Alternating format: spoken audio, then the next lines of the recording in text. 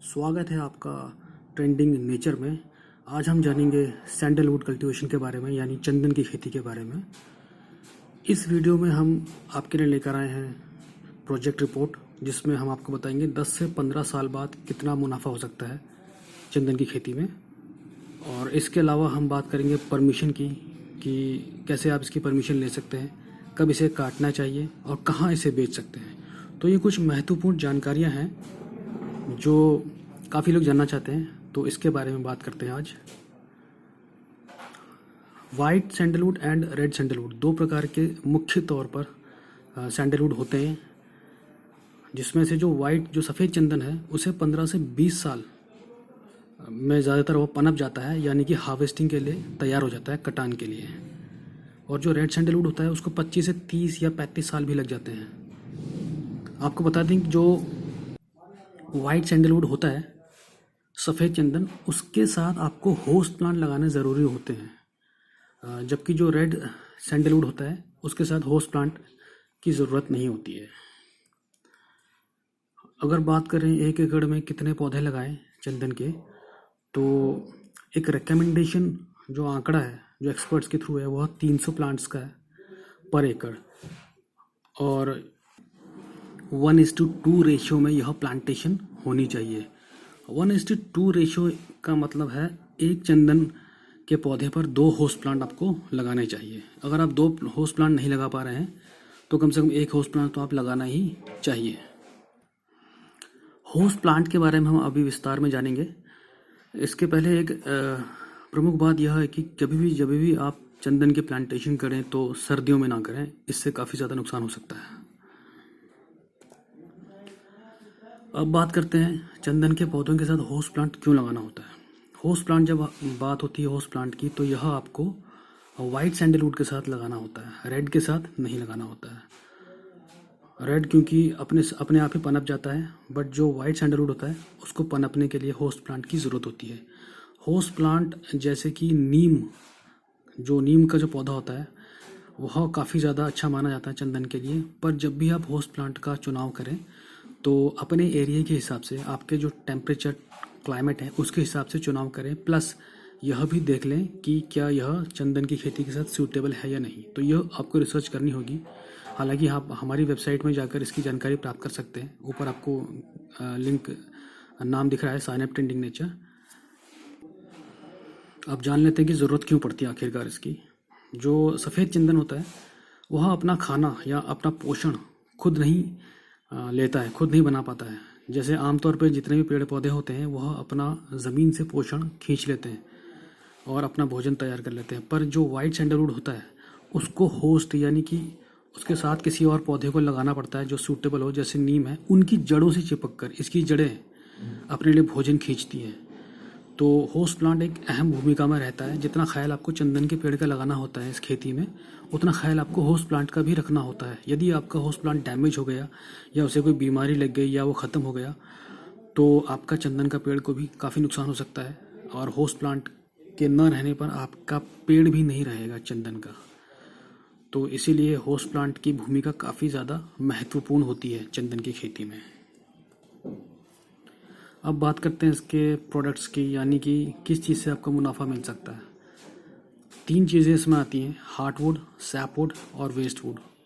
Heartwood जो होता है वो मोस्ट वैल्यूएबल होता है, जिसकी आपको मार्केट में कीमत मिलती है। सैपवुड का भी आपको ठीक ठाक प्राइस मिल जाता है, 1000 से 2500 रुपये केजी के हिसाब से। वेस्टवुड आपका जैसे आम लकड़ियाँ जाती हैं उस हिसाब से, वज़न के हिसाब से बिक जाती है। इस टॉपिक में हम आज हार्टवुड के बारे में बात करेंगे। 15 साल के बाद एक पेड़ 10, 12 या 15 केजी हार्टवुड प्रोड्यूस कर सकता है, यानी इतना हार्टवुड पैदा कर सकता है एक पेड़।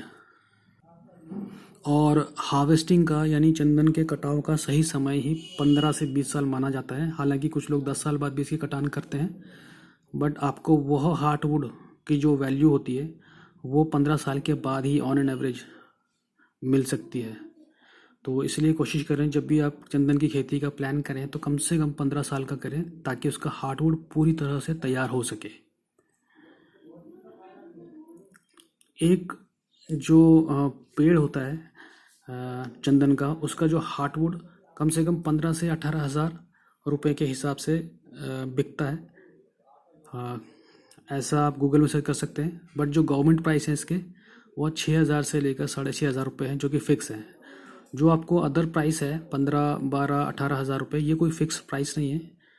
ये आपको डिपेंड करता है कि आपको किस तरीके से आप कहाँ अप्रोच कर रहे हैं। तो ये प्राइस ऊपर नीचे हो सकता है, बट जो गवर्नमेंट प्राइस है वो आपको काफ़ी हद तक सही मिल जाता है।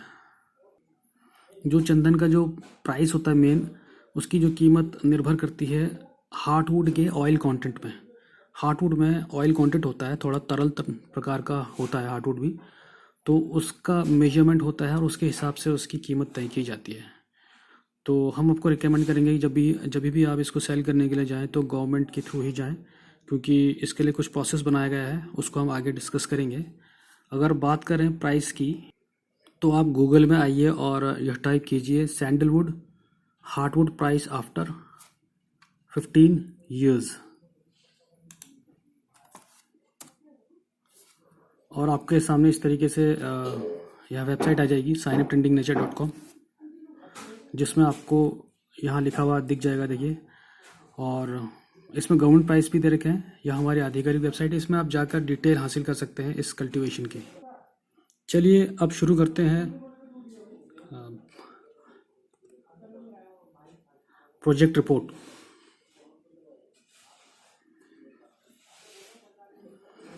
कॉस्टिंग, कुल खर्चा कितना आएगा, यह हमने एक प्रोजेक्ट रिपोर्ट तैयार किया है आपके लिए 15 साल का, जो कि ज़रूरी नहीं कि एकदम एग्जैक्ट फिगर हो, क्योंकि 15 साल के बाद का फिगर निकाला नहीं जा सकता है। तो ये हमने एक लमसम आपके लिए प्रोजेक्ट रिपोर्ट तैयार की है, जो काफ़ी हद तक मैच कर सकती है।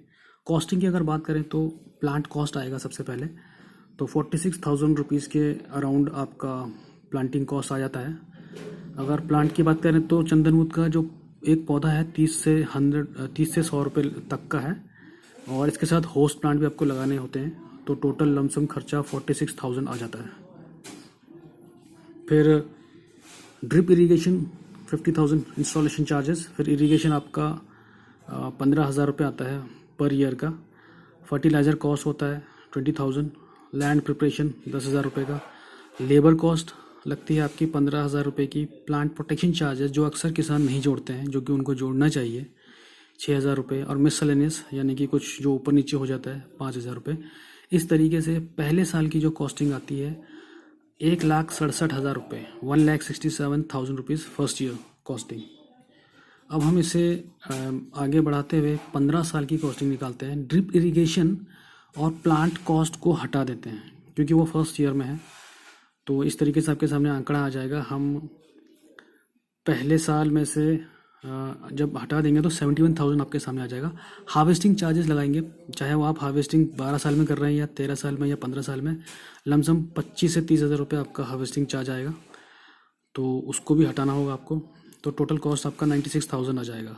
ठीक है, अब 15 साल के लिए करना है तो 96,000 को हम 14 ईयर्स से मल्टीप्लाई कर देंगे, क्योंकि फर्स्ट ईयर का कॉस्टिंग हमारे पास ऑलरेडी निकला हुआ है। तो 13,44,000 आपका कॉस्ट आता है। और अब इसमें हम फर्स्ट ईयर को जोड़ देते हैं तो 15,11,000 आ जाता है। तो आपका टोटल 15 साल का जो कॉस्टिंग इस प्रकार से निकल के सामने आता है 15,11,000, ये आपका कुल खर्चा लगेगा। अब बात करें प्रॉफिट मार्जिन की, तो एक पेड़ 10 केजी हार्टवुड प्रोड्यूस कर सकता है 15 साल के बाद। हालांकि ये आंकड़ा 10 से 15 केजी भी हो सकता है, but on an average 10 KG heartwood एक पेड़ आराम से 15 साल के बाद प्रोड्यूस कर लेता है, अगर वह पेड़ स्वस्थ है तो अगर हमने 250 पेड़ लगाए हैं, हमने जैसे 300 पेड़ लगाए हैं, 50 पेड़ अगर ख़राब हो जाते हैं या डैमेज हो जाते हैं या उतना अच्छा प्रोड्यूस नहीं कर पाते तो उनको हटा देते हैं। 250 पेड़ का आंकड़ा निकालते हैं, तो 250 पेड़ इंटू 10 केजी हार्टवुड, तो आपके पास टोटल हो जाता है 2,500 केजी हार्टवुड जमा। ठीक है, यहाँ तक आपको क्लियर है। अब 1 केजी हार्टवुड का जो प्राइस है, हमने गवर्नमेंट के आंकड़े इसमें जोड़ रखे हैं, जो गवर्नमेंट रेट है 6,000 से 6,500 रुपये। ठीक है, तो अब हम मान लेते हैं कि 6,000 रुपये केजी हार्डवुड है। तो 2500 केजी जो हार्डवुड है इसको मल्टीप्लाई करते हैं 6000 से, तो 1,50,00,000 आता है। आप अपना कैलकुलेटर के द्वारा कैलकुलेट कर सकते हैं। अब नेट प्रॉफिट निकालना है हमें, ये आपका एक्चुअल प्रॉफिट नहीं है, नेट प्रॉफिट अब निकलेगा। तो प्रॉफिट में से कॉस्ट को हटा देते हैं। तो जो प्रॉफिट आया 1,50,00,000, उसमें से हम जो हमारी कॉस्टिंग आई थी 15,11,000 उसको हटा देते हैं। तो नेट प्रॉफिट हमारा आ गया 1,34,89,000 एक एकड़ में से 250 प्लांट लगाने के बाद। ठीक है, इसमें आपका सब कुछ सम्मिलित है। इसमें अभी हमने सिर्फ और सिर्फ ये हार्डवुड का हमने प्राइस निकाला है, सैपवुड इसमें नहीं जोड़ा है। तो ये ऑन एन एवरेज एक आंकड़ा है आपके सामने जो प्रोजेक्ट रिपोर्ट के तहत हमने निकाला है। हो सकता है आपको कुछ मदद करे अगर आप सैंडलवुड की कल्टीवेशन करना चाह रहे हैं तो। अब बात करते हैं परमिशन के बारे में और इसको कहाँ बेचें। तो जब आप इसकी कल्टीवेशन करें और मुख्य तौर पर हार्वेस्टिंग के दौरान आपको यह बताना ज़रूरी होता है, as per government rules, government norms, आपको उनको इत्तला करना ज़रूरी है कि अब आप सैंडलवुड काटने जा रहे हो। तो उनके वहाँ से अधिकारी आते हैं और वह आपको आपके यहाँ विज़िट करते हैं आपके फार्म पर। ठीक है, आपको फॉरेस्ट डिपार्टमेंट और हॉर्टिकल्चर डिपार्टमेंट को जाकर अप्रोच करना होगा, उनके पास जाना होगा कि हमारा यह फार्म है चंदन की खेती का और अब हम इसमें हार्वेस्टिंग करने जा रहे हैं। तो उसके पहले उनकी तरफ से एक अधिकारी आएंगे, वो पूरा ब्यौरा देखेंगे आपका और पूरा चेक करेंगे और वो परमिशन देंगे बाकायदा लिखित में, और उसके बाद आप वो काट सकते हैं लीगल तरीके से। ठीक है, तो यह प्रोसेस आप ज़रूर अपनाएं ताकि आपको किसी भी प्रकार का इलीगल इश्यूज़ का सामना ना करना पड़े।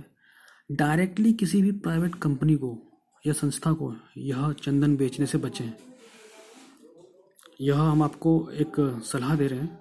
अगर आप किसी भी ऑर्गेनाइजेशन को सेल करना चाहते हैं तो भी आप एक प्रॉपर चैनल के थ्रू जो गवर्नमेंट के द्वारा बनाया गया है, फॉरेस्ट डिपार्टमेंट और हॉर्टिकल्चर डिपार्टमेंट को, दोनों को आप जानकारी दें, इन्फॉर्मेशन दें, और वही आपको रास्ता दिखाएंगे कि आप इसको कहाँ कहाँ सेल कर सकते हैं, और या तो वही आपसे खरीदेंगे। तो आप जो भी काम करें उनके ज़रिए, उनके चैनल के थ्रू ही करें, अन्यथा थोड़ा मुश्किल हो सकती है। तो इस बात पर गौर ज़रूर करें।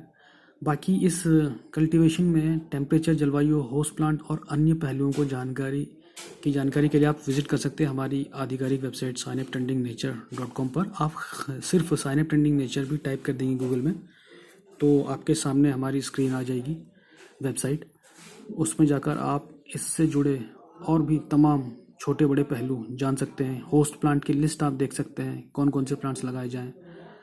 उम्मीद करते हैं यह जानकारी आपको समझ में आई होगी और प्रोजेक्ट रिपोर्ट कुछ हद तक समझ में आया होगा।